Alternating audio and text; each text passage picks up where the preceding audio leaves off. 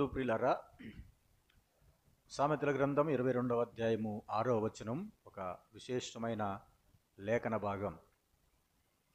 ఇది చెబుతున్నది ఎవరికి అనంటే తల్లిదండ్రులకు చెప్తున్న మాట, పిల్లలకు చెప్తున్న మాట కాదు. ఎందుకని? బాలుడు నడవలసిన త్రోవ వానికి నేర్పుము అని ఎవరికి చెప్తున్నాడు? తల్లిదండ్రులకే చెప్తున్నాడు. తల్లిదండ్రులుగా మనము కూడా నిజంగా ఆ యొక్క స్థితిని లేకపోతే ఆ యొక్క స్థాయిని దాటి వచ్చాం. అనగా బాల్య దశను, యవ్వన దశను దాటి వచ్చి మనము తల్లిదండ్రులంగా ఉన్నాం. తల్లిదండ్రులంగా ఉన్న మనము వారికి ఒక సాక్ష్యముగా, ఒక స్వార్థగా ఉండాలి. అనగా తల్లిదండ్రులు గురించి పిల్లలు బయటకు వెళ్ళినప్పుడు మా తల్లి, మా తండ్రి ఇలాంటి వారు అనే ఒక సువార్త మన గురించి చెప్పేవారుగా ఉండాలి ప్రియులారా. నిజంగా నేను మరి మా ఊర్లో ఉన్న దినాల్లో ఒక స్నేహితుడు, అనగా అప్పుడప్పుడు కలిసేవాడు, అతడు తన తల్లి గురించి చెప్పేవాడు. తన తల్లి గురించి ఏం చెప్పేవాడంటే, మా అమ్మ ఎలాంటిదంటే, మా అమ్మ నేను ఇంతవరకు చూసిన వరకు ఏ రోజు కూడా అద్దం ముందు నిలబడి దువ్వుకున్నది నేను ఇంతవరకు చూడలేదు అన్నాడు. ఏం చెప్పాడండి? అద్దం ముందు దువ్వుకున్నది నేను ఇంతవరకు చూడలేదు, అద్దం ముందు అసలు అద్దమే లేదు మా ఇంట్లో అన్నట్టుగా మాట్లాడాడు. ఇలారా అంటే తన తల్లి గురించి ఒక గొప్ప సాక్ష్యం చెప్తూ ఉన్నాడు. మనము అనేకమైన విషయాల్లో మనము పర్ఫెక్ట్గా ఉంటాం.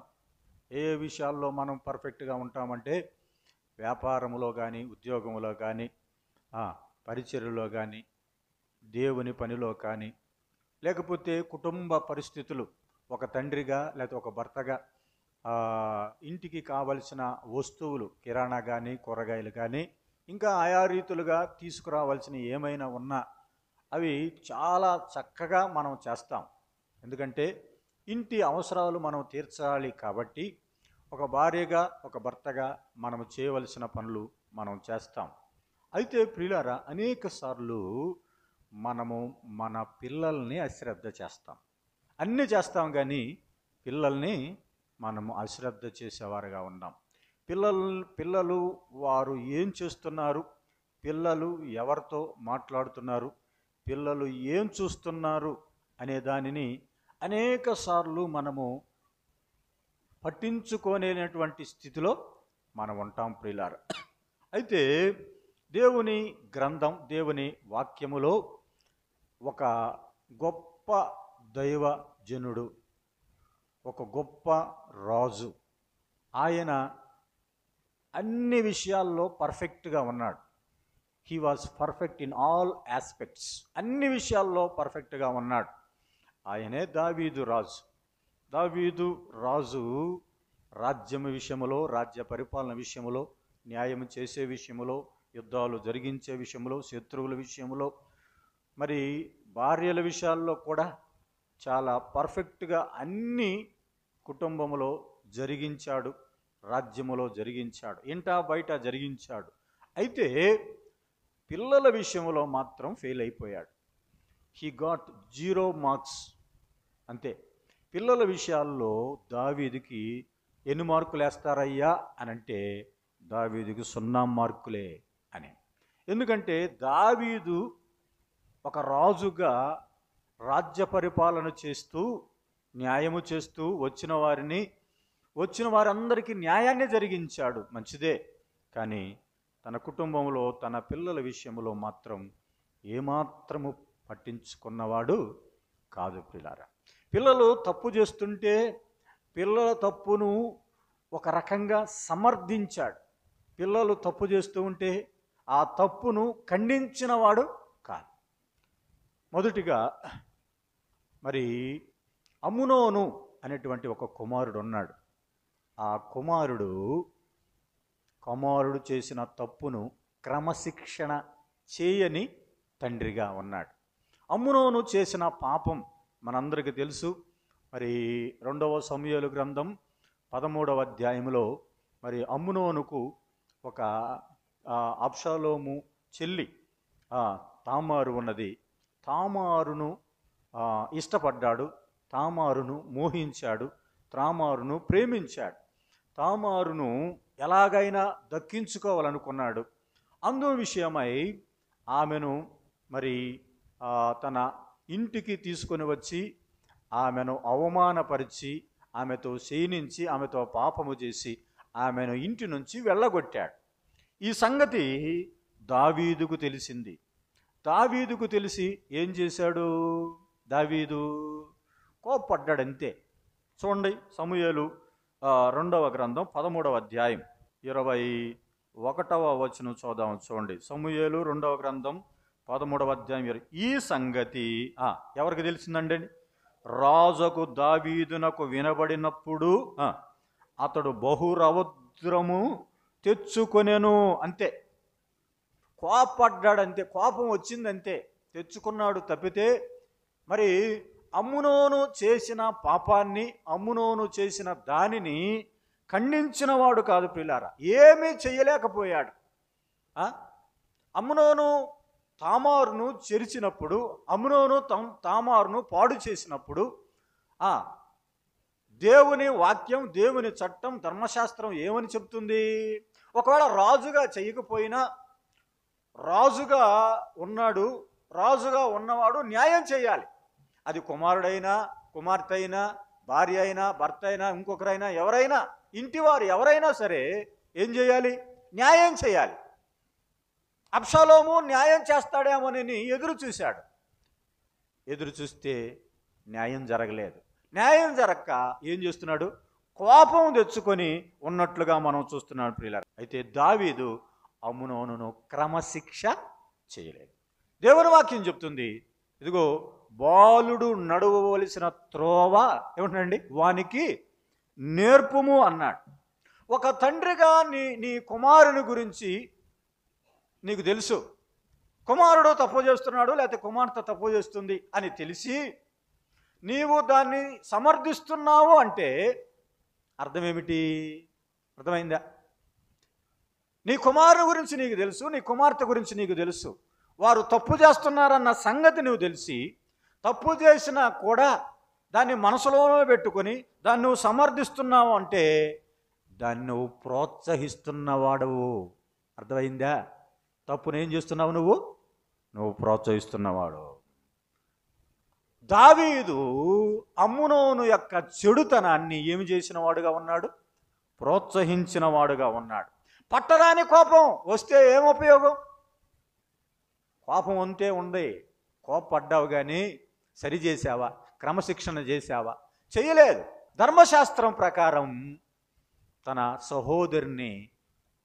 సహోదరి మానాన్ని తీస్తే అతడు ఉరి తీయబడాలి అని ఉంది. ధర్మశాస్త్రం ప్రకారం కూడా అతడు జరిగించలేదు. అర్థమైందా? కాబట్టి ఒక తండ్రిగా మొట్టమొదట అమ్నోను విషయంలో క్రమశిక్షణ చేయక అతడు ఫెయిల్ అయిపోయినట్లుగా ఉన్నాడు. అందును బట్టే ఆమె ఏడ్చుకుంటూ ఎవరింటికి వెళ్ళిందండి? అబ్షాలోము ఇంటికి వెళ్ళింది. అన్న ఇంటికి వెళ్ళింది కానీ తండ్రి ఇంటికి వెళ్ళలేదు. నా తండ్రి ఇంటికి వెళితే నాకు న్యాయం జరగదు అనుకున్నదేమో. తామారు ఏడ్చుకుంటూ ఎక్కడికి వెళ్ళింది? అబ్షాలోము ఇంటికి వెళ్ళింది.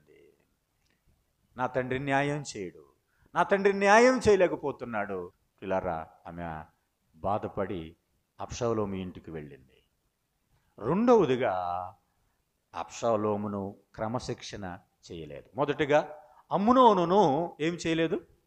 క్రమశిక్షణ చేయలేదు. ఒక డిసిప్లైన్గా ఆయన్ని పెంచలేదు. రెండవదిగా అబ్షాలోము మరి ఇప్పుడు అమ్నోను చేసిన సంగతి అన్న అయినటువంటి అబ్షాలోముకు కోపం తెప్పించింది. ఇదిగో నా చెల్లిని పాడు చేశాడు, నా చెల్లిని పాడు చేస్తే ఒక రాజుగా ఉండి తండ్రి ఏమీ చేయలేదు అనుకొని, లోకంలో ఒక సామెత ఉంటుంది కదా, ఏమిటంటే మరి చట్టాన్ని చేతిలోకి తీసుకున్నారు అన్నట్లుగా మా తండ్రి ఏం చేయలేడు కాబట్టి నేను చేస్తా అని చట్టాన్ని చేతిలోకి తీసుకున్నట్లుగా ఏం చేశాడు? ఇదిగో తన పనివారిని పిలిపించి, ఇదిగో అమ్నోనును ఎలాగైనా చంపాలని చెప్పి ద్రాక్షారసము తాగించి, ఇదిగో నేను చెప్తున్నాను, అబ్షాలోమును నేను చెప్తున్నాను, మీరు వెళ్ళి రాజకుమారులందరినీ భోజనానికి పిలిపించాను. పిలిపించిన తర్వాత వారందరూ అక్కడికి వచ్చారు. అక్కడ ఉన్నటువంటి రాజకుమారులు అమ్నోనుని ఎలాంటి దయ చూపకుండా చంపేసేయండి అని చెప్పాడు అబ్షాలోము. అబ్షాలోము అమ్నోనును చంపటంలో కీలకమైన పాత్రను వహించాడు. లేకపోతే ఆ చట్టాన్ని తన చేతుల్లోకి తీసుకున్నాడు. ఎందుకంటే ఒక తండ్రిగా, ఒక రాజుగా చేయలేనటువంటి పనిని నేను చేశాను అనుకుని ఏం చేశాడండి? అబ్షాలోము అమ్నోనుని చంపించాడు. ఈ సంగతి ఇప్పుడు ఎవరికి తెలిసింది? మరలా దావీదుకు తెలిసింది. దావీదుకు తెలిస్తే ఏం చేశాడు? అంతే, కోప్పడ్డాడంతే. కోప్పడ్డాడు తప్పితే అబ్షాలోము చేసిన దానికి బట్టలు చించుకున్నాడు. అయ్యో రాజకుమారులందరూ చచ్చిపోయారంట, ఇదిగో అందరు కుమారులు, నా కుమారులందరూ చచ్చిపోయారా అని బట్టలు చించుకున్నాడు తప్పితే ఏమాత్రము క్రమశిక్షణ చేసిన వాడు కాదు. ఎందుకో తెలుసా? ఒక రాజుగా తనకి ఏమున్నది? అధికారం ఉన్నది, శిక్షించే అధికారం ఉన్నది. అది ఎవరైనా సరే, అది కుమారుడైనా కుమార్తె అయినా తప్పు చేస్తే ఆ తప్పును ఖండించాలి. కానీ దావీదు తన కుమారుడు చేసిన తప్పును బట్టి కోపపడి మౌనంగా ఉన్నాడు. దానిని బట్టి ఇదిగో గెషూరు రాజు దగ్గరికి పారిపోయాడు. తండ్రి కోపంగా ఉన్నాడన్న సంగతి అబ్షాలోముకు తెలిసింది. 3 సంవత్సరాలు గెషూరు రాజు దగ్గర తలదాచుకున్నాడు. 3 సంవత్సరాలు అయిపోయిన తర్వాత యోవాబు దగ్గరికి వచ్చి, అయ్యా నేను రాజును కలవాలనుకుంటున్నాను, నువ్వు వెళ్ళి మాట్లాడు అని అంటే రాలా. యోవాబు రాలా. మొదటిసారి పిలిపిస్తే రాలా, రెండోసారి పిలిపిస్తే రాలా. ఇలా రాకపోయేసరికి యోవాబు యొక్క పంట తోటలను కాల్చివేస్తే అప్పుడు వచ్చాడు. ఏమైనా తోటలు ఎందుకు కాల్చేసావు అని అంటే, నేను పిలిపించాను కదా, నువ్వు ఎందుకు రాలేదు? నేను రాజును కలవాలి, ముందు నన్ను రాజును కల్పించు అని అన్నప్పుడు వెళ్ళి రాజుతో మాట్లాడు. అయ్యా అబ్షాలోము నిన్ను చూడాలనుకుంటున్నాడయ్యా, అబ్షాలోము కోపం లేదయ్యా, నీతో సమాధానంగా ఉండాలనుకుంటున్నాడయ్యని దావీదుకు చెప్పినప్పుడు 3 సంవత్సరాలు అయిపోయిన తర్వాత మరలా ఇప్పుడు ఏం చేస్తున్నాడు? అబ్షాలోమును కలవటానికి అవకాశం ఇచ్చాడు. అవకాశం ఇస్తే అబ్షాలోము రాజు సన్నిధికి రాగానే దావీదు అబ్షాలోమును ముద్దు పెట్టుకున్నాడు. అంతా మర్చిపోయాడు. తన కుమారుని చంపిన సంగతి మర్చిపోయి మరలా పాత పద్ధతే చేస్తున్నాడు. ఏమిటి? మళ్ళా సమాధానం, మళ్ళా సమాధానం, సమాధానం. అలాగా సమాధానాన్ని కోరుకుని క్రమశిక్షణ చేయలేనటువంటి స్థితిలో రాజు ఉన్నట్లుగా మనం చూస్తున్నాం ప్రియులారా. ముద్దు పెట్టుకున్నాడు, అతన్ని శిక్షించలేదు. అలా శిక్షించకపోయిన కారణము చేత అబ్షాలోము దావీదు మీద తిరుగుబాటు చేశాడు. 50 మందిని ఏర్పరచుకున్నాడు, గుర్రాలను పెట్టుకున్నాడు. ఇదిగో దావీదు మీద వ్యతిరేకం, తండ్రి మీద వ్యతిరేకం, రాజ్యంలో వ్యతిరేకమైన కార్యాలు చేస్తున్నాడు.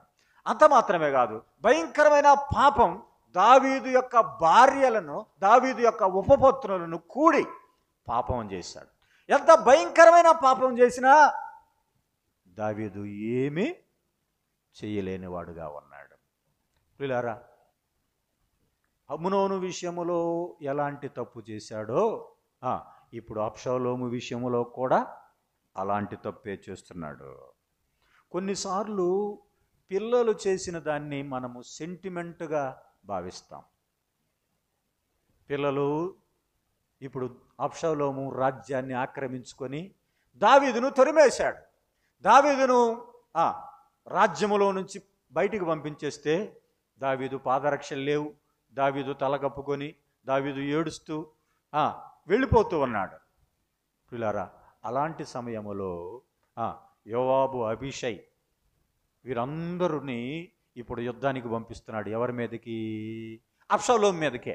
యుద్ధానికి పోయేటప్పుడు పిలిచి అందరిని పిలిపించి ఏమని చెప్తున్నాడు? అయ్యలారా, ఇదిగో ఆ యవనుడగు అబ్షాలోము విషయములో నా విషయమై దయ చూపించండి అంటున్నాడు. చంపండి అని అంటలా.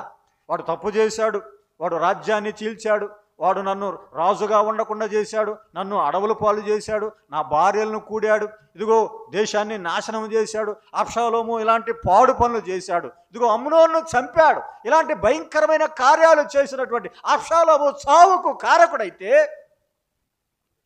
నా విషయమై ఏమంటున్నాడండి? ఆ యవనుని మీద ఏం చూపమంటున్నాడండి? దయ చూపించండి. నా నిమిత్తమై నా కొడుకు మీద ఏం చూపించండి అంటున్నాడండి? దయ చూపించండి. క్రమశిక్షణ చేసినవాడు అప్పుడే రాజు సన్నిధికి వచ్చినట్లయితే, నువ్వు చేసిన తప్పు నీకు శిక్ష విధిస్తున్నానని శిక్ష విధించినట్లయితే అతడు మారేవాడు. వానికి నేర్పము ఏమిటి? అవును, బాలుడు నడవలసిన త్రోవ నేర్పాలి. తల్లిదండ్రులంగా నేర్పకపోతే ఇదిగో సెంటిమెంట్గా ఫీల్ అయిపోయి, అయ్యో బాలుడయ్యా, అయ్యో చిన్నవాడయ్యా, అయ్యో ఏమి తెలియదయ్యా, అయ్యో అభోసభం తెలియదయ్యా, అలాంటి వాడిని ఎందుకయ్యా అలాగా అంటున్నారు అని అంటున్నావంటే ఒక తండ్రిగా నువ్వు ఫెయిల్ అయిపోయినట్లే. As a parent, as a father, కుమారుడు తప్పు చేసిన సంగతి నీకు తెలిసింది, నువ్వు దాన్ని ప్రోత్సహిస్తూనే ఉన్నావు అంటే నీవు దానికి కారకుడివే. నీ కొడుకు మీద దయ చూపించండి అని అంటున్నావంటే నువ్వు నీ కొడుకును క్రమశిక్షణ చేయలేదు. మొదటిగా అమ్నోను విషయములో క్రమశిక్షణ చేయలేకపోయాడు.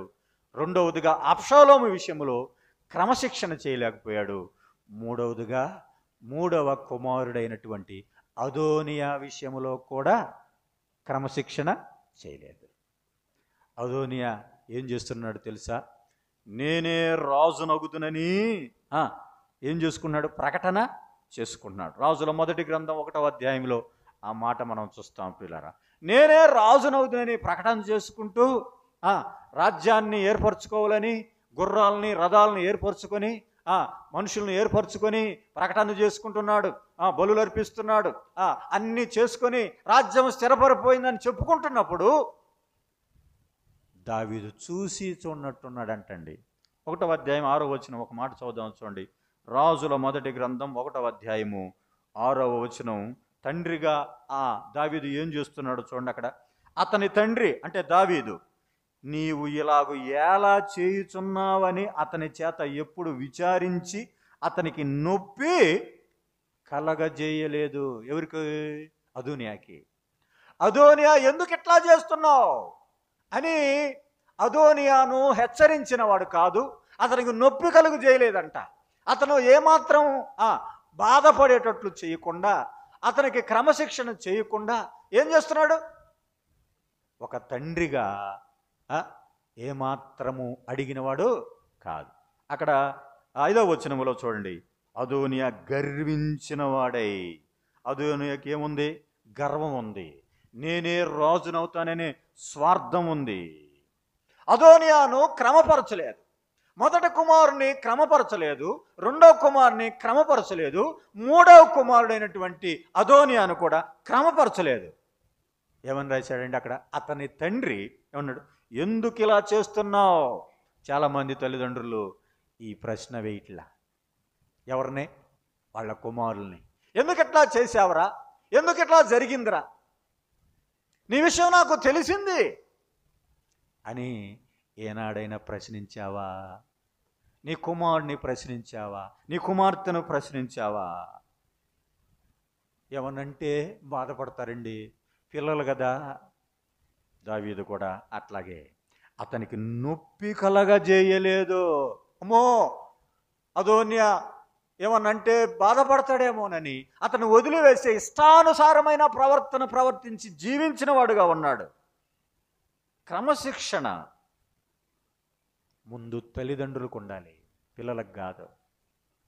పిల్లలు తప్పు చేస్తున్నారు, కానీ పిల్లలు తప్పు చేస్తున్నప్పుడు పిల్లల్ని దండిస్తున్నావు కానీ నీ తప్పు గుర్తులేదా?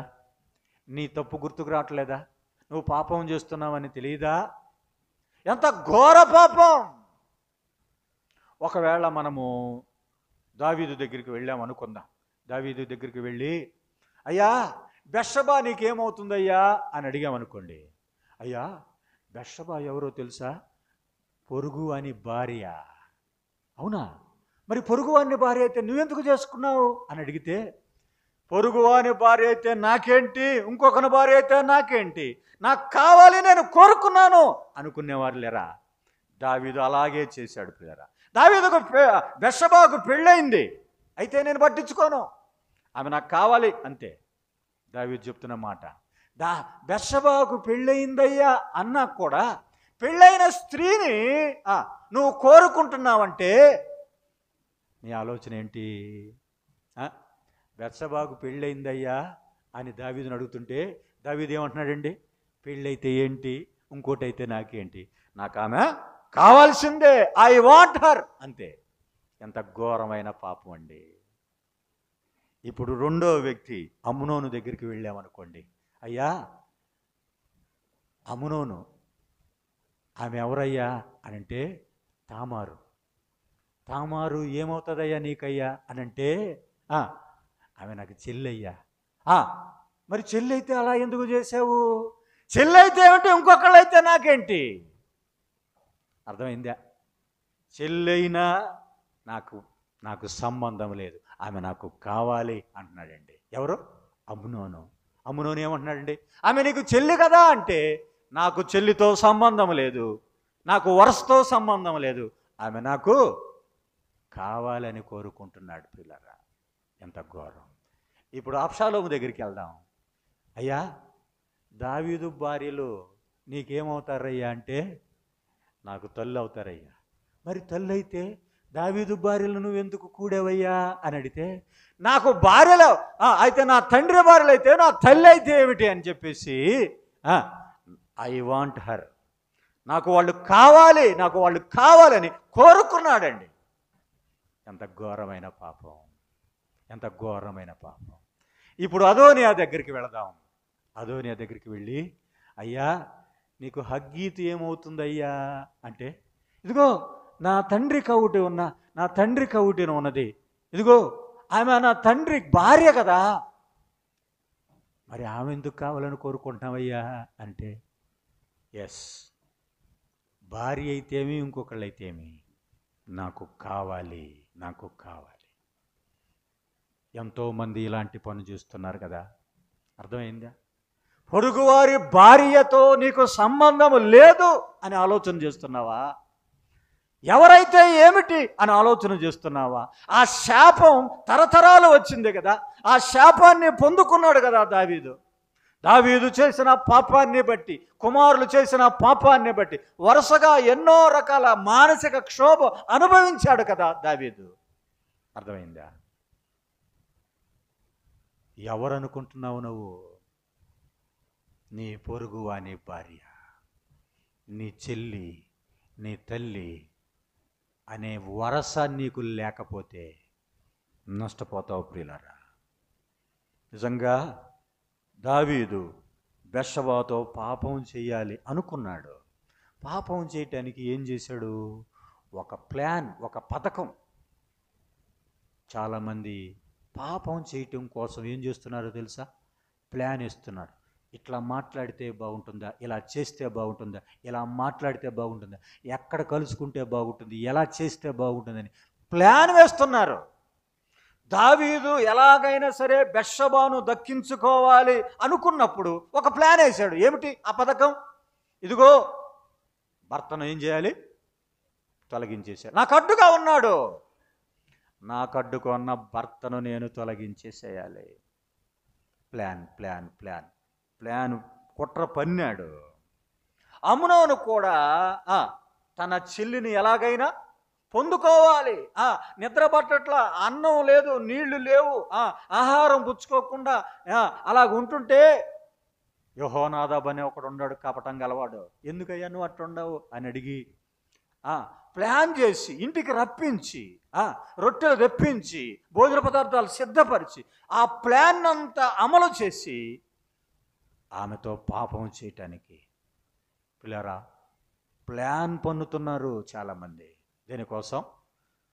వారు అనుకున్న దాన్ని సాధించటం కోసం కుట్ర పన్ని చివరికి ఆ ఊరియాను ఏం చేశాడండి? హత్య చేశాడు. దానికి కూడా ఏం చేశాడు? ప్లానే. బలవంతులుండే చోట, ధైర్యవంతులుండే చోట ముందరు పెట్టించి ఈ ధైర్యవంతులు, నిజంగా అతడు ధైర్యవంతుడు కాదో మనకు తెలియదు కానీ అలాంటి చోట పెట్టించి చంపించేశాడు. నిర్దాక్షిణ్యంగా ఒక హత్య చేశాడు. తన పొరుగు అని భార్యను ఆశించి నష్టం చేశాడు. పిల్లారా, ఇది పథకం, ఇది ప్లాన్. అయితే అమ్నోను హత్యకు కూడా ఏం జరిగింది? అబ్షాలోము ప్లాన్ చేశాడు. ఎలాంటి ప్లాను? బాగా తాగిపిచ్చి అందరూ రాజకుమారులందరూ కూర్చొని సంతోషంతో ఉన్నప్పుడు వెళ్ళి చంపించేశాడు. అమ్నోను చావటానికి కూడా ఒక ప్లాన్. ప్రతిదానికి ఒక పథకం వేస్తున్నాం మనం. అర్థమైందా? అనేక సార్లు నీవు అనుకున్న దాన్ని జరిగించటం కోసం నువ్వు ఎన్ని ప్లాన్లు వేసావో, ఎప్పటి నుంచి ప్లాన్ వేసావో, ఎలాంటి ప్లాన్ వేసావో. అర్థమైందా? పిల్లారా, తల్లిదండ్రులంగా మనం ఫెయిల్ అయిపోయాం. ఇప్పుడు పిల్లలు క్రమశిక్షణ చేయలేకపోతూ ఉన్నారు. దావీదుకు చేసిన పాపం ఇప్పుడు దావీదును వెంటాడుతూ ఉన్నాయి. పిల్లారా, ఇది ఎవరి నుండి నేర్చుకున్నాడు?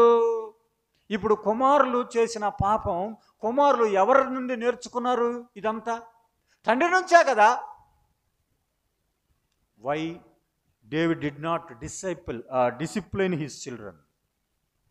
తన పిల్లలకు ఎందుకు డిసిప్లిన్ నేర్పలేకపోయాడు తెలుసా? ఎందుకు నేర్పలేకపోయాడు తెలుసా? తను పాపం చేశాడు కాబట్టి. దావీదు గొప్ప నాయకుడే, మోషే గొప్ప నాయకుడే, దావీదు గొప్ప రాజే, 9 యుద్ధాలు చేశాడు, ఏ యుద్ధంలో ఓడిపోనివాడు, కుటుంబ పరిపాలన చేశాడు, ఆ రాజ్యములో న్యాయం చేశాడు, అన్నీ సక్రంగా చేసిన వాడు పిల్లల విషయంలో ఓడిపోయాడు, జీరో అయిపోయాడు. పిల్లలు ఆలోచన చేస్తున్నారా? ఏమి మాట్లాడలేనటువంటి స్థితి. ఎందుకంటే ఇప్పుడు అబ్షాలోము అమ్నోనును చంపినప్పుడు ఎందుకు మాట్లాడలేడంటే ఈయన కూడా ఏం చేశాడు? ఒక హత్య చేశాడు కాబట్టి. అమ్నోను తామారును చెరిచి పాపం చేశాడు. పాపం చేసినప్పుడు ఏమి చేయలేకపోయాడంటే కారణం ఏమిటి? దావీదు కూడా పాపం చేశాడు. ఇప్పుడు తండ్రిగా కుమారుణ్ణి గద్దించాలంటే నీకేం ఉండాలి? ఇప్పుడు అర్థమైందా? నీలో ఏ లోపము ఉండకూడదు. నువ్వు లోపం కలిగిన వాడవైతే నువ్వు ఎవరిని క్రమశిక్ష చేయలేవు. నీ కుమారులను నీ కుమార్తెలను క్రమశిక్ష చేయలేవు.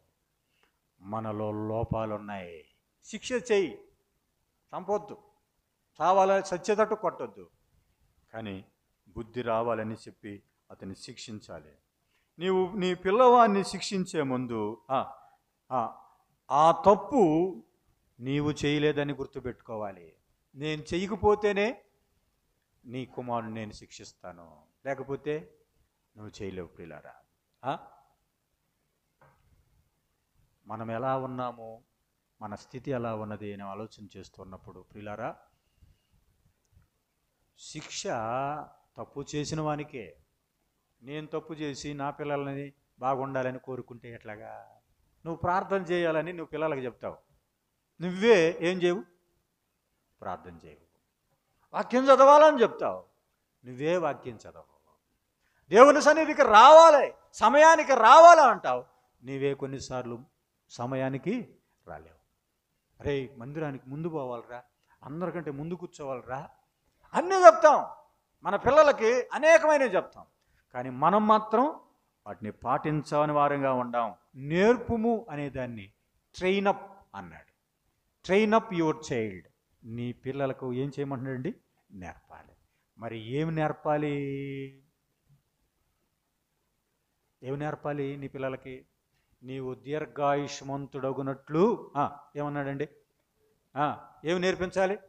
నీవు దీర్ఘాయుష్మంతుడు అవ్వాలంటే నీ తల్లి నీ తండ్రిని ఏం చేయాలని నేర్పాలి? సన్మానించాలి. అది నేర్పావా నువ్వు? తల్లిని తండ్రిని సన్మానించడం నేర్పావా? తల్లిని తండ్రిని సన్మానించలేకపోతున్నారు ఈ దినాల్లో. తల్లిదండ్రులను గౌరవించలేకపోతున్నారు. తల్లిదండ్రులని ప్రేమించలేకపోతున్నారు. తల్లిదండ్రుల్ని సన్మానించి వారి యొక్క అవసరాలు తీర్చలేని వారుగా ఉన్నారు. పిల్లరా, నేర్పుము. నువ్వు నేర్పిస్తున్నావా? నువ్వు నేర్పించకపోతే ఏం జరుగుతుంది?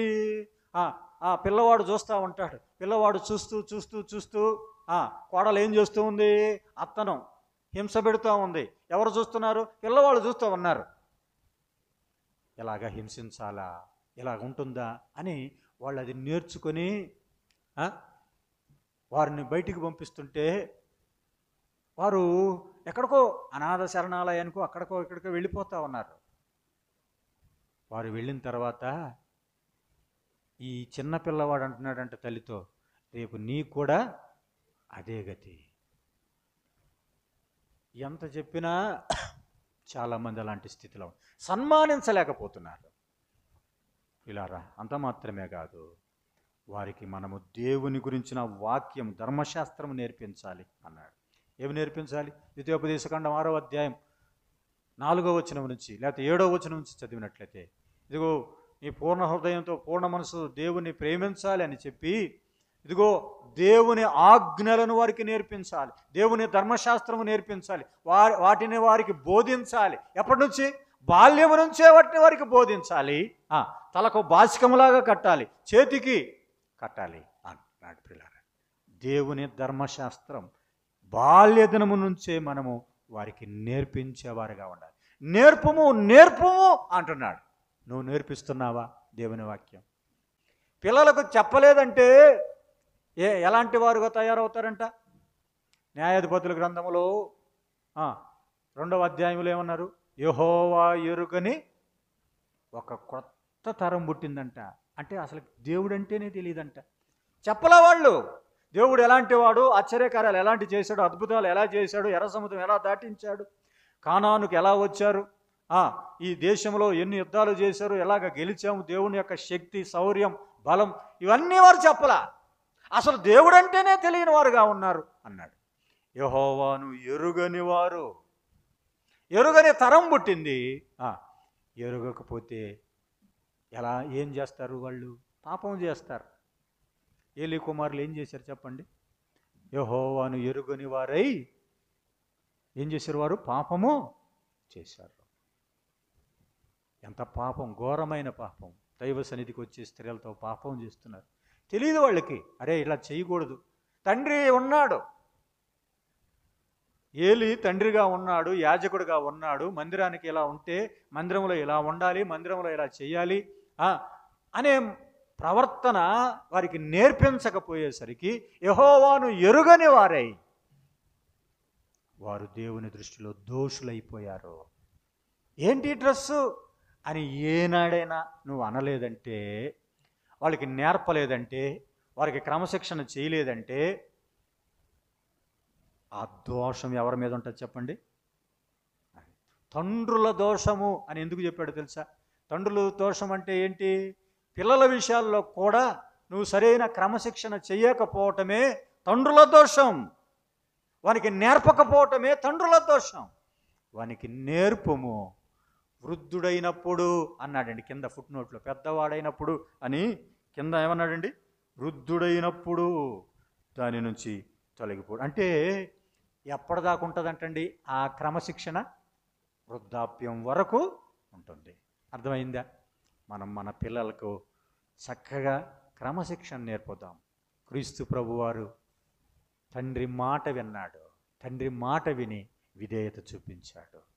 పిల్లరా, తల్లిదండ్రులుగా మనము మన పిల్లలకు మనము నేర్పుదాం. లోపాలు ఉంటే సరి చేసుకుందాం. మొదటగా పిల్లల్ని సరి చేసే ముందు ఎవరు సరి చేసుకోవాలి? తల్లిదండ్రులుగా మనం సరి చేసుకుందాం.